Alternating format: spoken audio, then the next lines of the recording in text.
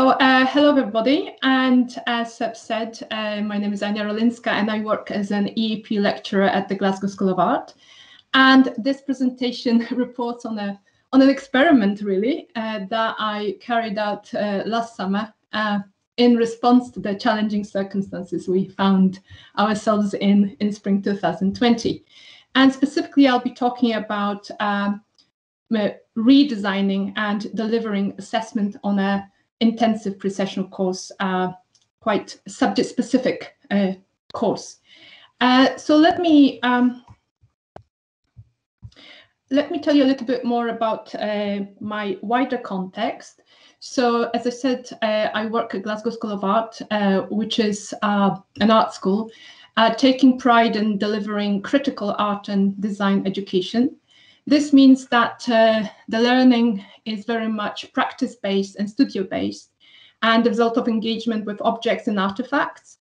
And that means that the ways of teaching and learning are very multimodal, meaning language is one of, not the sole, means of constructing knowledge.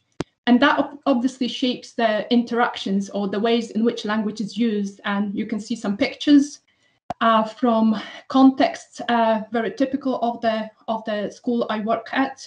So this will be studios and workshops during which students handle objects, and the conversations they have in the studios will be around those objects, conversations with peers and tutors. So this obviously shapes and affects the EAP provision. And to tell you more about what I do, during the academic year, I work on the International Foundation program, and then in summer, I coordinate and teach on an intensive pre-sessional course for the creative disciplines, and this is what I'm going to talk about today. So to tell you a bit more about the pre-sessional, so it's a highly subject-specific course, and CLIL is actually one of the design principles. So there's a lot of disciplinary input delivered by content specialists, and there's a studio component, which means there's a small studio project which is not assessed, but which provides ample and authentic opportunities for language use and practice.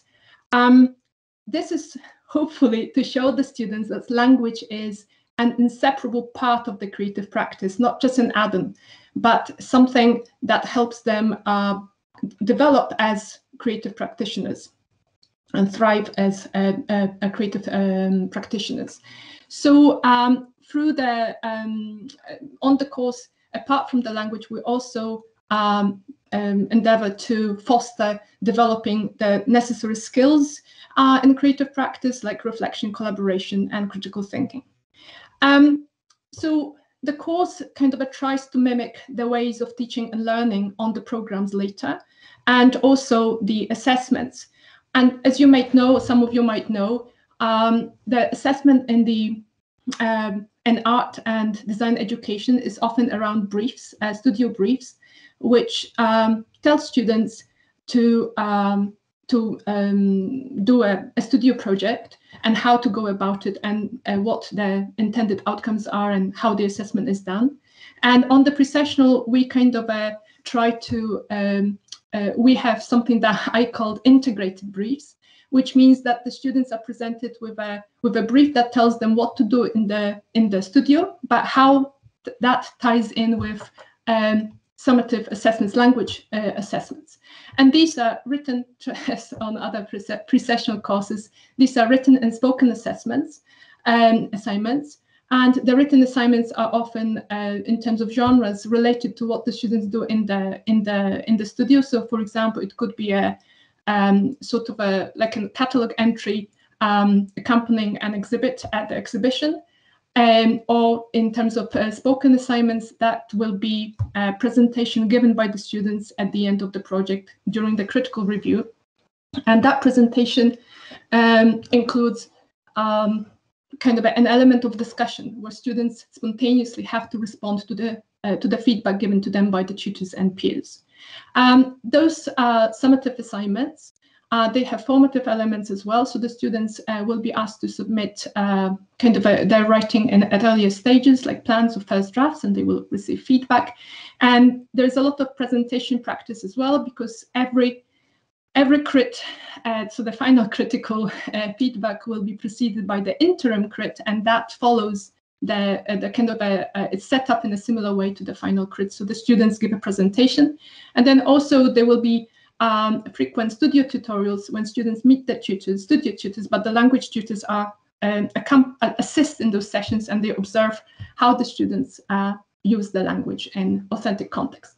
And then in terms of listening and reading skills, the assessment relied on exams accompanied by taken tasks. So I would say a kind of a pretty conventional assessment setup. That did raise some questions, because if the course is to follow the principles of constructive alignments, then if we have exams at the end of the course, then of course there should be some preparation. The exam, for example, exam strategy should be taught in classes. That was a bit of a challenge because of the subject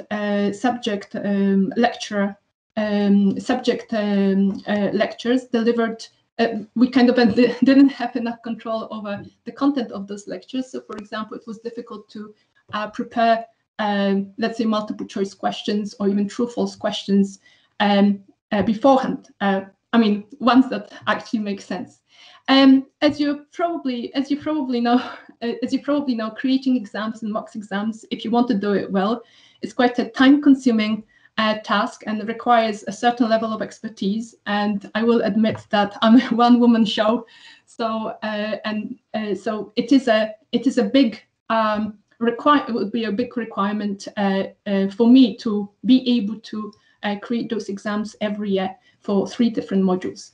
There's a question of authenticity as well, and whether such exams or such assessments meet the students and programs needs. And I can provide an anecdote here. When talking to the School of Design, for example, when I asked what it is that you need from your students in terms of the language, they said we want them to be able to interact in the studio. So there was not even a mention of lectures or other professional talks. It was mostly about the day-to-day interaction about the projects. So this kind of raised the question of whether those assessments we had on the course, whether they were fit for purpose. Of course, another question comes to mind: what is the purpose? And we all know that pre-sessional courses are in this kind of a very uncomfortable place where they have to balance assessment for learning with assessment for learning, kind of trying to prepare the students for what is going to happen on the program, on the programs later, but also being gatekeepers. Additionally, the teacher feedback indicated that the course seemed to be over-assessed, and also students indicated in the feedback that the exams seemed not a particularly useful way of assessment because there was not enough preparation, and also it seemed to be like a wasted opportunity for learning. And then on top of that, in 2019, the foundation program, which had a similar assessment setup, and underwent an audit carried out by a senior colleague from the University of Glasgow. And we talked about assessment and how the assessment could be changed so that it accounts for the contextual, for the context of the course. And then COVID happened. And of course, the course had to go online, and there were questions around how to go about assessment, continuous assessment and summative assessment. So with the continuous assessment, because the class contact was reduced due to time differences, I insisted on class sizes or group sizes to be small, so around 8 students at most, so that the teacher and the students could develop a working relationship. And the teacher was able to get a sufficient insight into the students' capabilities. And then there was a question of summative assessment as well, and whether online exams are feasible. And again, I would like you to remember the context that it's a very small team and a very specialist course. So a suggestion how to address that issue was to try portfolio assessment, and that idea appealed to me straight away because of the portfolio aspect, which I thought would be a familiar genre for the art and design students, since they have to have something similar to kind of collect their art, creative, collect the artifacts created as part of their creative practice. So I thought that they would intuitively kind of know how to what the purpose of the assessment is and how to use it. There are literature shows that there are other benefits of portfolio assessment. Some of them are listed here in the slide, and those, I must say, appeals to me as well, because that's something I value professionally, but I also know that the art school is very much in favor of those attributes. Of course, there is a lot of controversy as well. There is a tension between established assessment cultures and portfolio assessment. So the question whether the students would accept this form of assessment. However, again, because of the particular characteristics of the students I teach, I thought it's worth taking a risk, and I hope that there wouldn't be too much rebellion or opposition. There's also there are a lot of issues around scoring reliability, and I can confirm already now that yes, there are.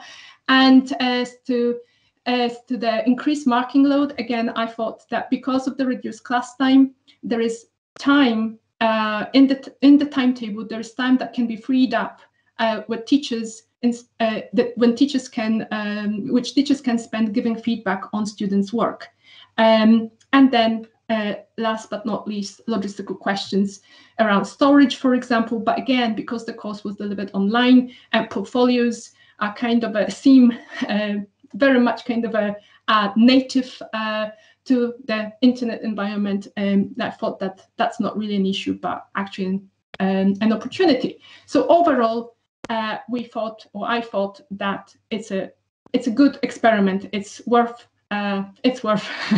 taking the risk. So, in terms of practicalities, how did we do that? So, thankfully, Glasgow School of Art has got an institutional license, a Padlet license, and that made things very easy, because the students could create as many Padlets as they wanted.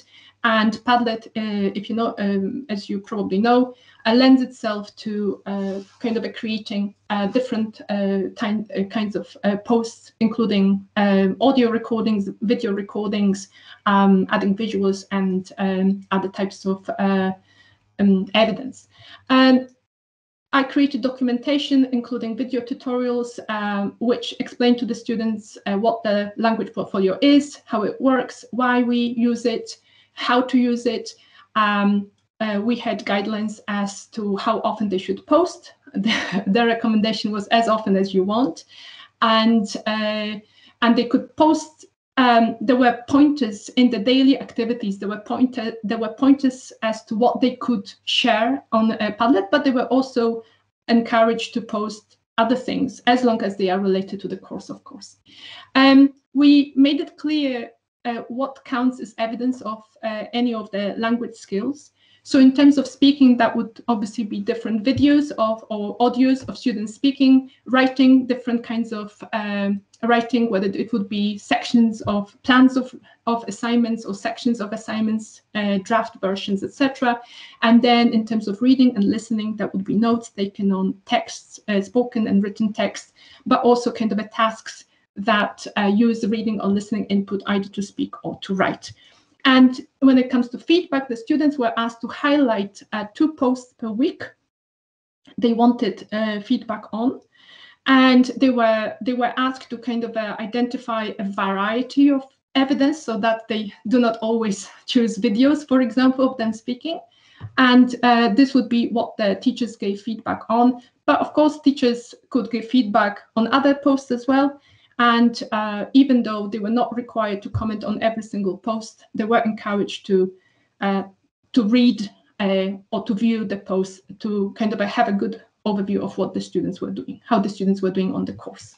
So this is an example, visual example of a Padlet. And as you can see, there's a range of input, visual, spoken, video, audio, and writing. And then when it comes to actually how the students use the Padlets, 37 students out of 68 gave consent to use the Padlets for analysis. And having looked at those Padlets, only 35 links worked. So that is something to consider.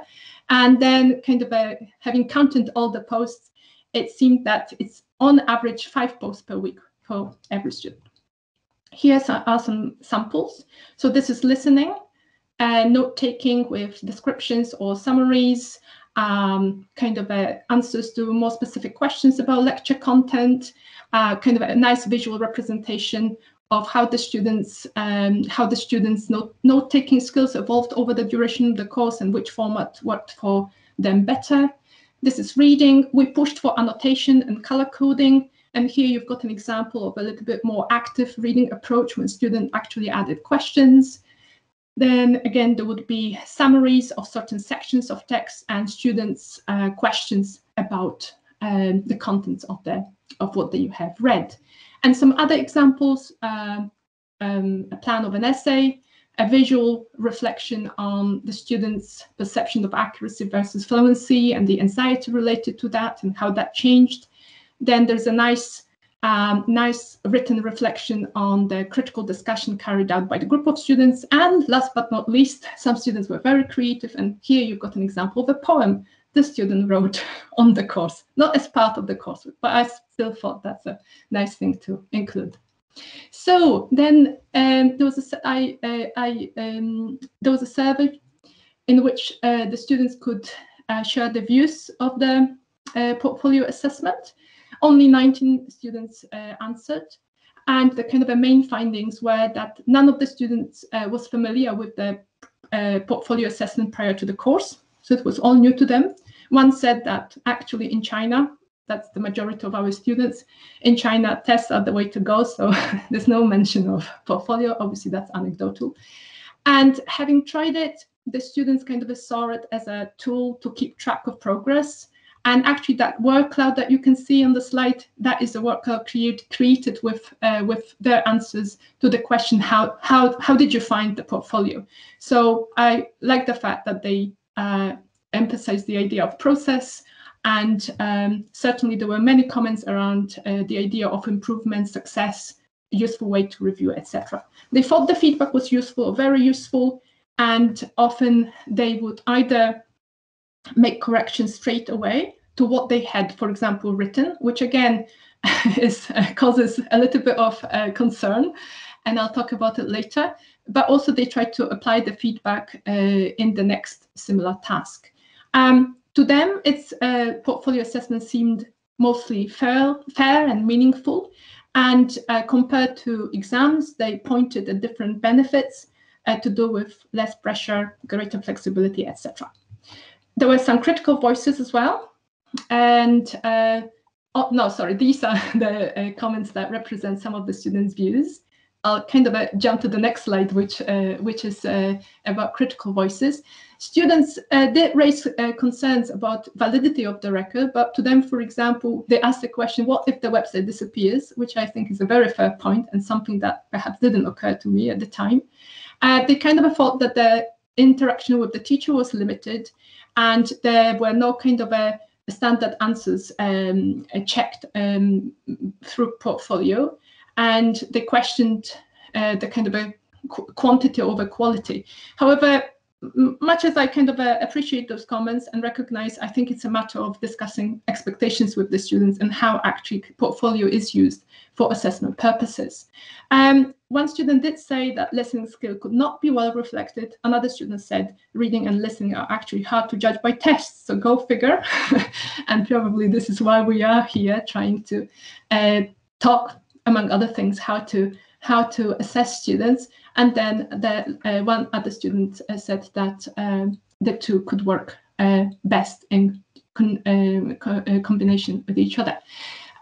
I had 6 teachers working with me. 5 of them shared the perceptions of portfolio assessment. They were very positive. They thought that portfolio portfolios gave them a good overview of what the students could do.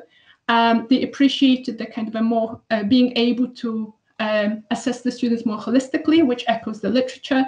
They thought it was generally fair and reliable, and also kind of it was easier and more useful when it comes to assessing quieter students, which I must say, this is again based on my just observation. There are a lot of quiet students among artists and design because they often just express themselves through other means. And and the teachers also appreciated the fact that they were able to kind of see what the students were doing and how they were doing at a particular point in time, but also over the duration of the course. They shared how they kind of went about assessing portfolios or giving feedback in practical terms. There were different kind of ways. As to whether it increased the workload, there were mixed comments. One teacher said that it didn't. Another teacher said that it did, but it was worthwhile. So overall, positive feedback, or encouraging feedback, I should say.